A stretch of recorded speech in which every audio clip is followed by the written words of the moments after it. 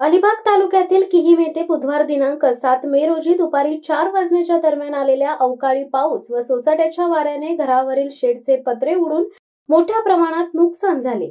याची माहिती किहीम सरपंच पिंट्या गायकवाड यांना मिळाल्यानंतर त्यांनी घटनास्थळी धाव घेत पाहणी केली व सर्वतोपरी सहकार्य करण्याचा दिलासा दिला। याबाबत सविस्तर माहिती अशी की किहीम येथील काशीनाथ सदाशिव सुर्वे यांच्या घरावरील लोखंडी अँगल व त्यावर सिमेंट पत्रे अशी बांधलेली शेड होती। बुधवार दिनांक 7 मे रोजी दुपारी 4 वाजण्याच्या सुमारास अचानक आलेल्या अवकाळी पाऊस व सोसाट्याच्या वाऱ्याने या शेडवरील लोखंडी अँगल व पत्रे उडून मोठ्या प्रमाणात वित्तहानी झाली। सुदैवाने यामध्ये कोणालाही दुखापत झाली नाही।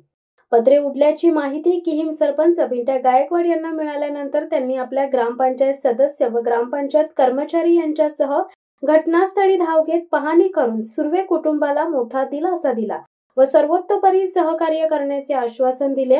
तसेच सरपंच पिंट्या गायकवाड यांनी ग्रामपंचायत हद्दीतील अजून कोणाचे नुकसान झाले असल्यास किहीम ग्रामपंचायतीकडे संपर्क साधावा अशी विनंती केली आहे। या अचानक आलेल्या अवकाळी पावसामुळे मोठ्या प्रमाणात जनजीवन विस्कळीत झाले। तसेच पावसामुळे परिसरातील विद्युत पुरवठा देखील खंडित झाल्याने या ठिकाणी असणाऱ्या हॉटेल लॉजिंग व्यावसायिकांचे नुकसान झाले। शिवसत्ता टाइम्ससाठी धनंजय कवटेकर, अलिबाग।